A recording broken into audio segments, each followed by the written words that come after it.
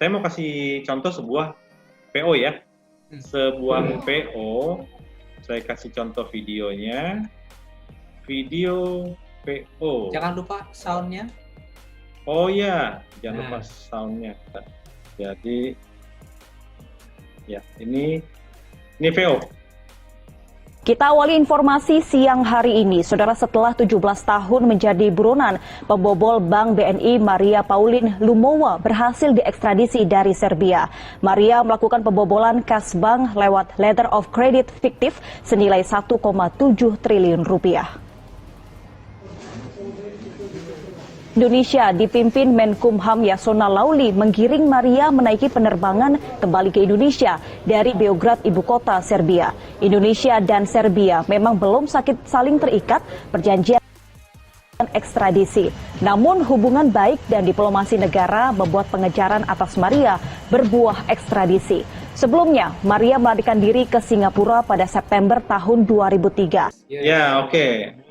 Langsung kita bahas ya. Jadi VO ini adalah voice over. Jadi lead-nya dibacakan oleh presenter, kemudian VO-nya itu berupa berupa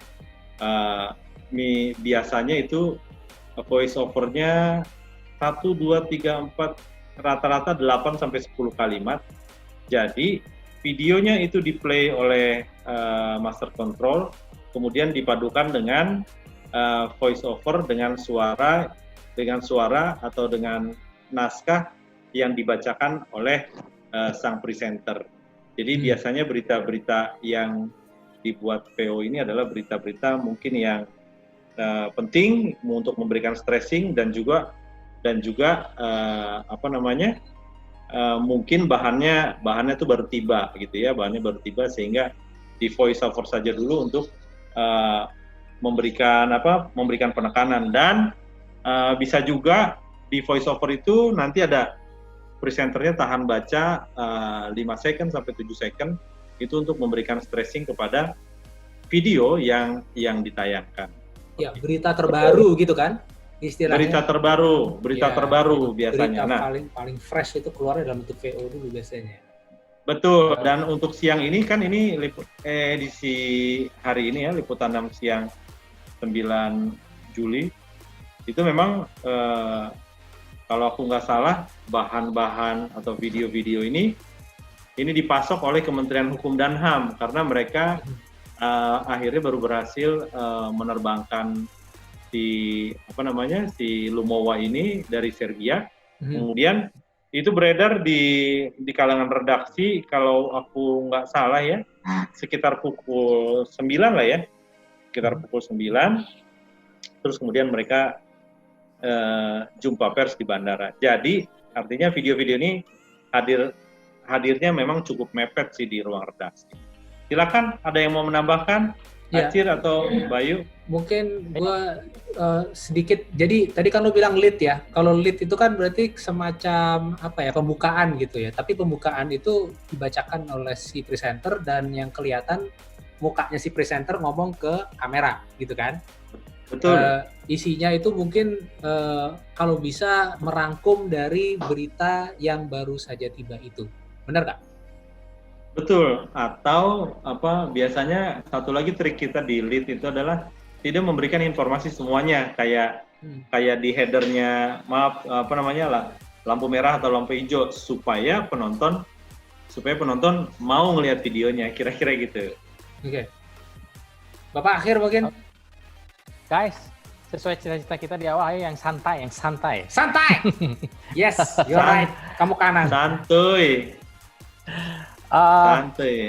Gini, kalau satu terkait dengan kasus si konten beritanya dulu ya. Sebetulnya ini berita sudah beredar dari tengah malam kan, karena Detik yang ngangkat awal. Kebetulan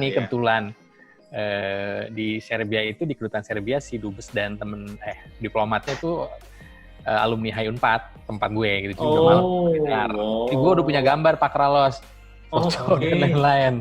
Cuman mungkin karena ya kita tahu bahwa harus tahu juga behind dalam satu delivering the stories atau berita ya, kalau bahasa Indonesianya kan, kalau bahasa Inggrisnya stories ya, jadi kisah. Itu juga ada ada kisah di baliknya gitu untuk suatu kisah yang didapat di depan. Jadi mungkin ini memang exposure-nya ingin dari satu pintu dulu lewat Menkumham gitu, baru nanti setelah konversi jam 10 itu mungkin Pak Dubesnya bisa dihubungi, karena kita tahu bahwa dari cerita yang disampaikan oleh Menkumham sendiri bahwa ini berkat kerja keras juga yang tidak terlepas dari pihak kedutaan Serbia ya, karena kita tidak memiliki perjanjian ekstradisi. Dan juga justru ini sudah warga negara Belanda, tapi karena tertangkap oleh Red Notice Interpol selama 1 tahun, dan kemudian dilakukanlah azas Pak Carlos, kita sebagai anak ahli resiprositas tadi ya? Oh, iya. Resiprositas ya. Nah, itu mungkin contoh bagaimana angle sebuah voice over akan berbeda juga gitu. Kalau tadi kan dari peristiwanya, dengan visual, nanti ada VO yang lain yang gambarnya belum ada, tapi gambarnya bisa diwakili dengan ini gitu.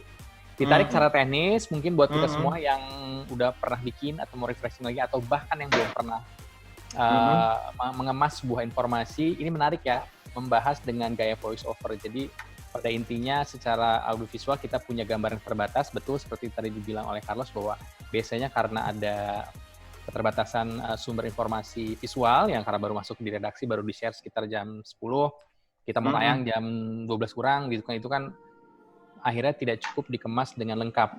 Dan dalam newsroom kan tidak ada prinsip nunggu lengkap dulu gitu. Tapi justru gradual informasi kelengkapannya disampaikan dengan tidak melanggar prinsip jurnalistik dan juga tetap menginformasikan. Kalau kita bisa review sedikit bahwa ini karena sudah ada visualnya, jadi tidak lagi masuk dalam kategori reader ya.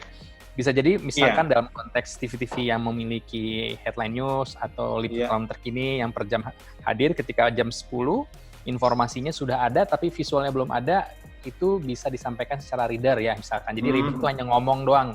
Nah sekarang begitu visualnya sudah ada tapi belum lengkap, belum ada keterangan konversinya misalkan jam 12. Nah ini kita start dengan melakukan voice over dengan seperti yang Pak Carlos bilang tadi, teknisnya adalah dengan dimulai dengan lead dari presenternya. Lead itu adalah kalimat pembuka yang compelling seperti tadi yang disebut di PowerPoint.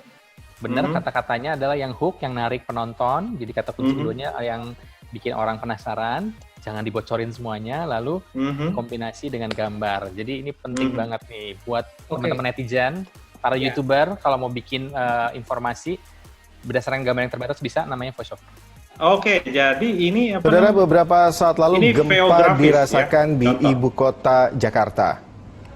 Berdasarkan data dari Badan Meteorologi, Klimatologi, dan Geofisika, gempa yang terjadi 18 km barat daya Rangkas Bitung, Banten, memiliki kekuatan magnitudo 5,4. Gempa terjadi pukul 11:44 dengan kedalaman 82 km di bawah permukaan laut. Gempa juga dirasakan warga ibu kota Jakarta, termasuk kami, redaksi liputan MSCTV di lantai 9 gedung SCTV Tower. Gempa tidak berpotensi tsunami. Sedangkan pukul 12:17 waktu Indonesia Barat, BMKG juga mencatat gempa dengan kekuatan magnitudo 5,0 yang berlokasi 234 km barat daya Kabupaten Pangandaran, Jawa Barat. Gempa dengan kedalaman 10 km ini juga tidak berpotensi tsunami. Oke, jadi ini VO grafis, voice over grafis. Sekarang kita lihat tadi sama-sama kan kejadiannya gempanya 12:17. Satu lagi yang awal 11:44. Itu benar-benar suatu hal yang mepet di ruang redaksi. Jadi sehingga hanya bisa menampilkan screenshot ya. Screenshot tangkapan gambar layar untuk tapi sumbernya jelas. Ini screenshotnya kalau nggak salah nih akun Twitternya BMKG ya. BMKG yang menjelaskan ada gempa jam 11:44 sampai jam 12:17.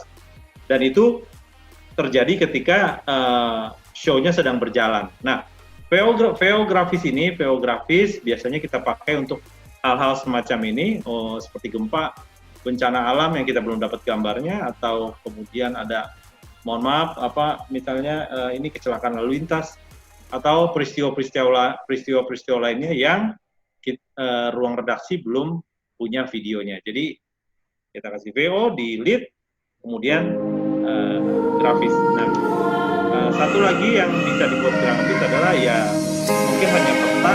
Kalau ini kan tangkapan layar ya,